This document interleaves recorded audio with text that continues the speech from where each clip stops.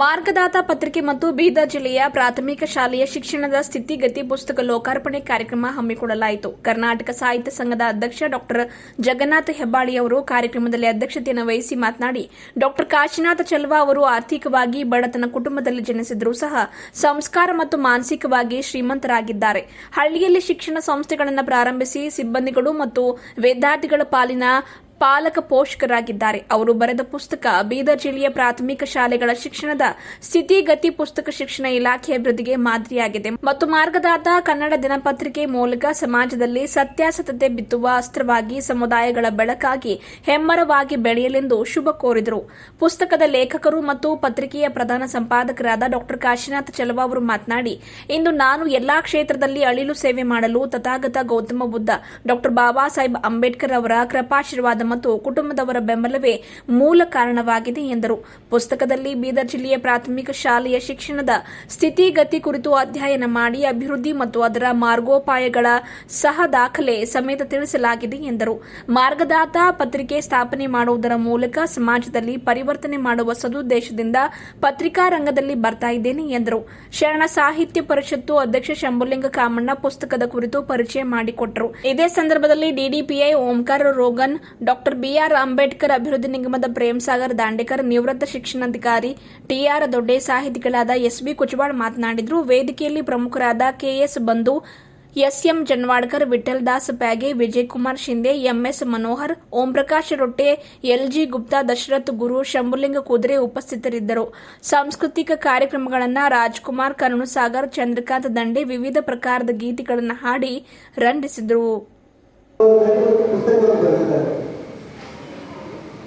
ಯಾಕಂದ್ರೆ ನಿವೃತ್ತಿಯಾದ್ರೆ ಸಾಕಪ್ಪ ಅನ್ನುವಂಥ ಜನಗಳೇ ಬಹಳ ಜನ ಇದೆ. ರಿಟೈರ್ಡ್ ಆಗಿ ಸಾಕು, ಆರಾಮ ಸಂಸಾರ ಜಗದಾಗ ಎಲ್ಲರಿಗೂ ಗುಪ್ಪಾಗುವಂತ ಒಂದು ಸಂದರ್ಭದಲ್ಲಿ ಮಾಡಿದ್ರಲ್ಲಿ ಅದರಲ್ಲಿರ್ತಕ್ಕಂಥ ಅನುಭವವನ್ನು ತೆಗೆದುಕೊಂಡು ಇವತ್ತು ಒಂದು ಒಳ್ಳೆಯ ಪುಸ್ತಕವನ್ನ ಪ್ರಾಥಮಿಕ ಶಾಲಾ ಶಿಕ್ಷಣದ ಬಗ್ಗೆ ಅದರಲ್ಲಿರ್ತಕ್ಕಂಥ ಸಮಸ್ಯೆಗಳು, ಆ ಸಮಸ್ಯೆಗಳನ್ನು ಹೇಗೆ ಬಗೆಹರಿಸುವ ಬಗ್ಗೆ ಒತ್ತನ್ನು ಕೊಟ್ಟು ಆ ಪುಸ್ತಕವನ್ನು ಕೊಡ್ತಾರೆ.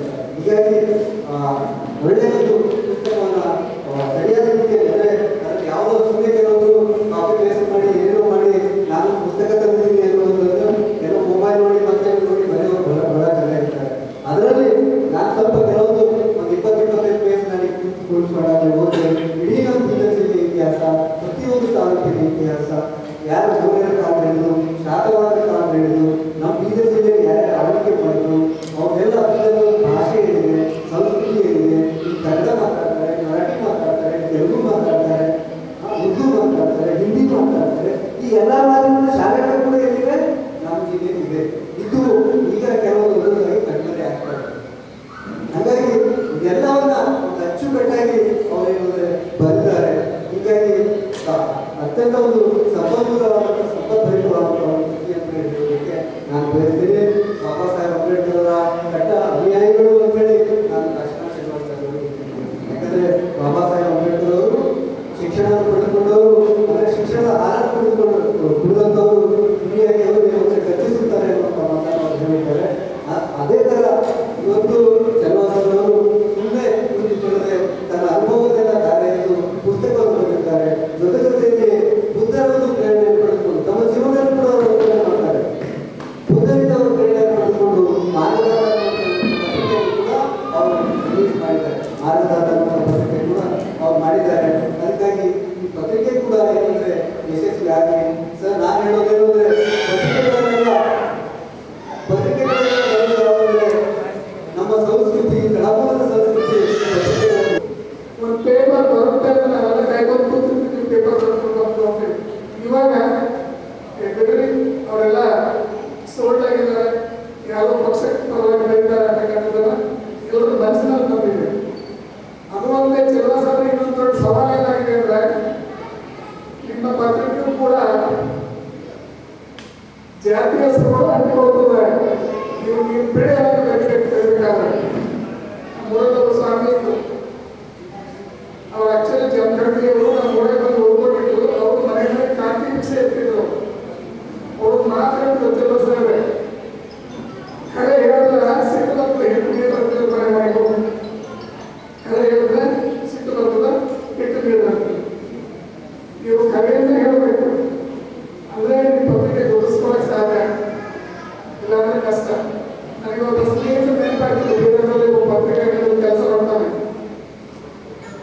ನನಗೆ ಯಾವ 17 ಸಂಬಳ ಇತ್ತು, ನನಗೆ ಸಂಬಳ ಇರಲಿಲ್ಲ, ಪೇಪರ್ ಕೆಲಸ ಮಾಡ್ತಿದ್ದೆ. ನಾನು ನೋಡಿದ ಪರಿಸ್ಥಿತಿ ಹೇಗಿತ್ತು ಅಂದರೆ, ಒಂದು ಕಾಲಾಗ ಪ್ಯಾರಾಗ ಚಟ್ನಿ ಇತ್ತು ಬ್ಲೂ ಕಲರ್, ಇನ್ನೊಂದು ಕಾಲಾಗ ಲಖಾನಿ ಚಟ್ನಿ ಇತ್ತು ಗ್ರೀನ್ ಕಲರ್. ಇವತ್ತು ಆ ಪತ್ರಿಕಾ ಮಾಧ್ಯಮದ ಮೂಲಕ ಮುಂದೆ ಹೋಗಿ 60 ಲಕ್ಷ ಕಾರಣ ತಿರುಗಾಡ್ತಾರೆ. ಪತ್ರಿಕಾ ಧರ್ಮ ಅಲ್ಲ, ಒಂದು ಹೊತ್ತಿನ ಊಟಕ್ಕೆ ಇರಲಾದ ವ್ಯಕ್ತಿ ಇವತ್ತ ಆ ಮಟ್ಟಕ್ಕೆ ಕಳೆದಿದ್ದಾನೆ. ಅಲ್ಲಿ ನೈತಿಕ ಮೌಲ್ಯಗಳನ್ನ ಮಾರ್ಕೊಂಡ ಅಂತಕ್ಕಂಥ ಒಂದು ಹೆಸರು ಅವರಿಗೆ ಇವತ್ತು ಅಂದುಕೊಂಡಿದೆ. ಪ್ರೌಢ ಹಂತದ ಪದವೀಧರ ಶಿಕ್ಷಕರಾಗಿ ಕೆಲಸ ಮಾಡಿದ್ದೇನೆ. ಮತ್ತೆ ನಾನು ಸ್ವಂತಾಗಿ ಶಾಲೆ ತೆಗೆದು ಅಲ್ಲಿ ಸರ್ಕಾರಿ ಮತ್ತು ಖಾಸಗಿ ಶಾಲೆಯಲ್ಲಿ ಇರ್ತಕ್ಕಂಥ ಏನು ವ್ಯತ್ಯಾಸ ಇದೆ, ಪಾಠ ಬೋಧನೆ ಏನಿದೆ, ಶಿಕ್ಷಕರ ಕಲಿಸ್ತಕ್ಕಂಥ ಶೈಲಿ ಏನಿದೆ ಇತ್ಯಾದಿ ಇತ್ಯಾದಿ ನನ್ನ ಮನಸ್ಸಲ್ಲಿ ನಾನು ಸುಮಾರು 38 ವರ್ಷಗಳನ್ನು ಹೊರತಾ ಇದ್ದೆ. ಈ ಆಂಗ್ಲ ಮಾಧ್ಯಮದ ಕಡೆ ಬಹಳಷ್ಟು ಪಾಲಕರು ಒಲವಿದೆ. ಇವತ್ತು ಆಂಗ್ಲ ಮಾಧ್ಯಮ ಶಾಲೆಗಳಂದ್ರೆ ಎಲ್ಲ ಶಾಲೆಗಳಿಗೆ ನೀಡಿಸ್ತಕ್ಕಂಥ ಕೆಲಸವನ್ನು ಆಂಗ್ಲ ಮಾಧ್ಯಮ ಶಾಲೆಗಳಲ್ಲಿ ಇರ್ತೇವೆ.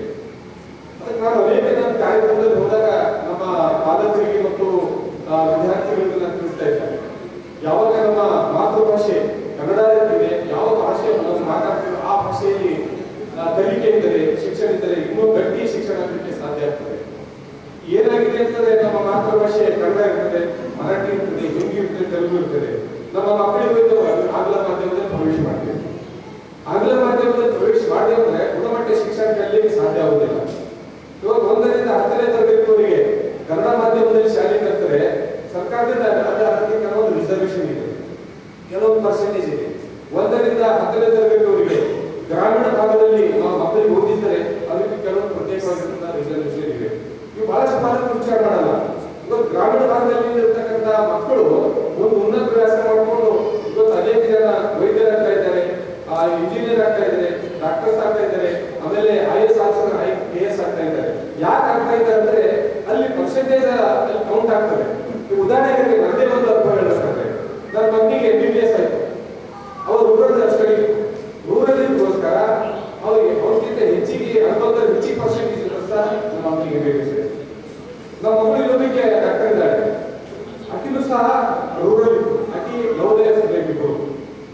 ಅಲ್ಲಿ ರೂರಲ್ ಕೌಂಟ್ ಆಗೋದ್ರಿಂದ ನಮ್ಮ ಮಕ್ಕಳಿಗೆ ನಾವು ಗ್ರಾಮೀಣ ಭಾಗದಲ್ಲಿ ಕಲಿಸಿ 1ರಿಂದ 10ನೇ ತರಗತಿಯನ್ನು ಓದಿಸ್ತೇವೆ ಅಂದ್ರೆ ಮುಂದೆ ಅನೇಕ ಅವಕಾಶಗಳಿದೆ ಅಂತಕ್ಕಂಥದ್ದು ನಮ್ಮ ಮನಗಂಡು ನಮ್ಮ ಅನೇಕ ಕಾರ್ಯಕ್ರಮ ನಾನು ಹೇಳ್ತಾ ಇದ್ದೆ, ಈ ಪಾಲಕರಿಗೆಲ್ಲ ತಿಳಿಸ್ತಾ ಇದ್ದೇನೆ. ಹಾಗಾಗಿ ವರ್ಷ ಹಿಂದೆ ನಮ್ಮ ಗುಲ್ಬರ್ಗದಲ್ಲಿ ಒಬ್ಬರು ಶಂಕರ್ ಕೋಟ ಅಂತ ಹೇಳಿ ಭೀಮಕದ ಪತ್ರಿಕಾ ಸಂಸ್ಥೆ ಬಹಳ ಸೀನಿಯರ್ ಅವ್ರಿಗೆ ಒಂದು ಸಲ ನನಗೆ ವಿಧಾನಸೌಧದಲ್ಲಿ ಸಿಕ್ತು ಬೆಂಗಳೂರಿಗೆ. ಅವ್ರಿಗೆ ಬಿಟ್ಟು ಒಳಗೆ ಬಿಟ್ಟು ವಿಧಾನ ಬಿಡಬಹುದು, ನನ್ನ ಮೇಲೆ ಐಡಿಗೆ ಆಗೋದಿಲ್ಲ. ಅವ್ರು ಹೋಗಿ ತಮ್ಮ ನಿದ್ದೆ ಕೂಡ ನಾವು ಹೋಗಿ ಒಳಗೆ ವಿಧಾನಸೌಧ ಹೋಗ್ಬೋದು. ನನ್ನ ಕೇಳಿದ್ರೆ ಅಲ್ಲ ನಿಮಗೆ ಬಿಟ್ಟು ನನಗೆ ಕೊಡೋದು, ನೀವೇನು ತೋರಿಸಿಲ್ಲ. ನಾನು ಆಧಾರ್ ಕಾರ್ಡ್ ಕೇಳಿದ್ರೆ ನಾನು ಆಧಾರ್ ಕಾರ್ಡ್ ಹೋದ್ರೆ ಆಧಾರ್ ಕಾರ್ಡ್ ಕೊಡೋದು ಬಿಡಲಿಲ್ಲ. ಅದೆಲ್ಲ ಹೊರ ಬಂದು ಒಂದು ತಾಸು ಕೇಳಿಸ್ತಾರೆ, ಯಾಕೆ ಬಿಟ್ಟು ಸಂಪಾದನೆ ಏನ್ ಮಾಡಿದ್ರಿ ಪತ್ರಿಕಾ ವಿಸ್ತಾರ ಸಂಪಾದಕ ಮತ್ತೆ ಏನೇನಲ್ಲ ಇಲ್ಲ, ನೀವು ಡೆಲ್ಲಿಗೆ ಅರ್ಜಿ ಹಾಕಬೇಕು, ಒಂದು 5 ಟೈಟಲ್ ಕೊಡಬೇಕು, 5 ಟೈಟಲ್ದಲ್ಲಿ ಯಾವ್ದು ಇಲ್ಲ ಅಂತಕ್ಕಂಥದ್ದು ನಾವು ಸೆಲೆಕ್ಟ್ ಮಾಡಿ ಅವರೇ ಪರೀಕ್ಷೆ ಕೊಡ್ತಾರಂತಕ್ಕಂಥದ್ದು. ನಾನು 1 ವರ್ಷ ಎಲ್ಲ ಗೊತ್ತು, ನಾನು ಸಂಪಾದಕ ಯಾಕೆ ಮಾಡ್ತೀನಿ. ಅದಕ್ಕೆ ನಾನು ಒಂದು ಸರಿ 5 ಹೆಸರು ಪಾಸ ಅದು ರಿಜೆಕ್ಟ್ ಆಯ್ತು, ಮತ್ತೆ 2ನೇ ಸರಿ ಪಾಸ ಅದು ರಿಜೆಕ್ಟ್ ಆಯ್ತು, 3ನೇ ಸರಿ 5 ಟೈಟಲ್ ಕಟ್ಟಾಗ ಅಲ್ಲಿ ನನಗೆ ನಾನು ಡೆಲ್ಲಿಗೆ ಹೋದ. ಡೆಲ್ಲಿ ನಮ್ಮ ಚೌಳಿ ಕುದುರೆ ಅವೆಲ್ಲ ಡೆಲ್ಲಿಗೆ ಹೋಗಿ ಅಲ್ಲಿ ನಾಂದ ಇಲ್ಲಿದ್ದಾಗ ಏನು ನಮ್ಮ ದಿಕ್ಕತ್ತದೆ ವರ್ಷ ನಡೆದ ಕರ್ಕೊಂಡು ಹೋದ್ರು. ಇಲ್ಲಿಂದ ಬಂದು ಅವರು ನಾವು ಫೆಬ್ರವರಿ ತಿಂಗಳಲ್ಲಿ ಹೋಗಿ ಸರ್ ನಮ್ಗೆ 2 ಸರಿ ನಾವು ಪ್ರಶ್ನೆ ರಿಜೆಕ್ಟ್ ಮಾಡಿದ್ರೆ ಏನು ಉದ್ದೇಶ, ಏನೋ ದುಡ್ಡು ಇರಬೇಕು ನಾವು ಅಂತ ಗೊತ್ತು. जो टाइटल दिए वो ऑलरेडी है, दूसरा टाइटल दिए होते हैं और ಯಾವ ಟೈಟಲ್ ಇಲ್ಲ ಅಂತ ಹೆಸರನ್ನು ಕೊಟ್ಟರು. ಅದರಲ್ಲಿ ನಾನು ಮಾರದಾತ ಅಂತಕ್ಕಂಥದ್ದು ಇದನ್ನು ಯಾಕೆ ಆಯ್ಕೆ ಮಾಡ್ಕೊಳ್ಳ, ಈಗಾಗಲೇ ದೊಡ್ಡ ಹೇಳಿದ್ರು ಒಂದು ಕಡೆ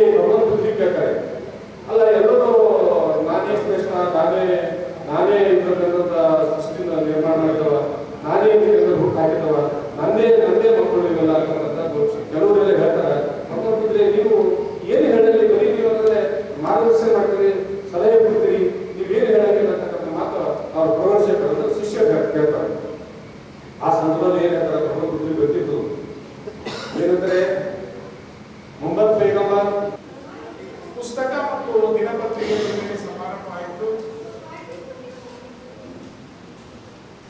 ಈಗಾಗಲೇ ನಮ್ಮ ಪುಸ್ತಕ ಕುರಿತು ನನ್ನ ಸ್ನೇಹಿತರಾದಂತಹ ಶಂಭುಲಿಂಗ್ ರಾಮಣ್ಣ ಅವರು ಪರಿಚಯವನ್ನು ಮಾಡಿಕೊಟ್ಟಿತ್ತು. ನನಗೆ ಅನಿಸ್ತಿತ್ತು ಇನ್ನೂ ಸ್ವಲ್ಪ ಮಾತಾಡಬೇಕಾಗಿತ್ತು ಅನ್ನೋ ಅನಿಸ್ತಿತ್ತು. ಯಾಕಂತಂದ್ರೆ ಬೀದರ್ ಜಿಲ್ಲೆಯ ಬೀದರ್ ಜಿಲ್ಲೆಯ ಪ್ರಾಥಮಿಕ ಶಾಲೆಗಳ ಶಿಕ್ಷಣದ ಗುಣಮಟ್ಟ ಸ್ಥಿತಿಗತಿ ಕುರಿತು ಮಾತಾಡಿದ್ದಾರೆ. ಜೊತೆಯಲ್ಲಿ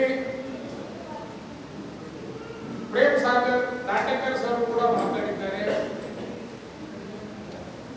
ವೈಯಕ್ತಿಕವಾಗಿ ಚಲುವಾಗುವ ಬಗ್ಗೆ ಮತ್ತು ಪುಸ್ತಕದ ಬಗ್ಗೆ ಪತ್ರಿಕೆ ಬಗ್ಗೆ ಸ್ನೇಹಿತರಾದಂತಹ ಮುಖ್ಯಸ್ಥರು ಕೂಡ ಮಾತಾಡಿದ್ದಾರೆ. ಜೊತೆಗೆ ಭಾವನಾತ್ಮಕವಾಗಿ ಡಾಕ್ಟರ್ ಕಾಶಿನಾಥ್ ಚೆಲ್ವ ಅವರು ಕೂಡ ಮಾತಾಡಿದ್ದಾರೆ. ಈಗ ನನ್ನ ಕೆಲವು ವಿಚಾರಗಳನ್ನ ಹೇಳಲಿಕ್ಕೆ ಇಚ್ಛೆ ಪಡ್ತೇನೆ. ಇದು ಅಧ್ಯಕ್ಷೀಯ ಮಾತು ಅಂತಂದ್ರೆ ಜರ್ವಿತ ಜರ್ವಣ ನೀವು ಅಂದಂಗೆ ಅಂತ ಅದನ್ನು ಬಿಟ್ಟು ಕೆಲವು ವಿಚಾರಗಳನ್ನು ಹೇಳ್ತೇನೆ. ಯಾಕಂದ್ರೆ ಮತ್ತೆ ನಾನು ರಿಪೀಟ್ ಮಾಡಲಿಕ್ಕೆ ಹೋಗೋದಿಲ್ಲ. ಕೆಲವು ಮಾತುಗಳನ್ನ ನಾನು ಹೇಳ್ಬೋದು. ನಾನು ಪುಸ್ತಕದ ಬೆನ್ನುಡಿಯಲ್ಲಿ ಬರೆದಿದ್ದೇನೆ ಅವರ ಕೆಪಾಸಿಟಿ ಏನಿದೆ ಚೆಲ್ವಾ ಅವರು ಅಂತ. ಬಹುಶಃ ನಾವು ಗಮನಿಸಲಿ. ಡಾಕ್ಟರ್ ಕಾಶಿನಾಥ್ ಚೆಲ್ವಾ ಮನೆತನದಿಂದ ಬಡವನಾದರೂ ಕೂಡ ಹೃದಯದಿಂದ ಶ್ರೀಮಂತ. ನಾನು ಇದನ್ನ ಬಹಳ ಪ್ರಾಮಾಣಿಕವಾಗಿ ನಾನು ಭಾವನಾತ್ಮಕವಾಗಿ ಕೂಡ ನಾನು ಸುಮಾರು ವರ್ಷಗಳಿಂದ ಅವರನ್ನು ನೋಡ್ತಾ ಇದ್ದೇನೆ. ಜೊತೆಗೆ ಶಿಕ್ಷಣ ಸಂಸ್ಥೆಯಲ್ಲಿ ಸುಮಾರು ವರ್ಷಗಳ ಕಾಲ 38 ವರ್ಷಗಳ ದೀರ್ಘಕಾಲ ಸೇವೆಯನ್ನು ಸಲ್ಲಿಸತಕ್ಕಂತಹ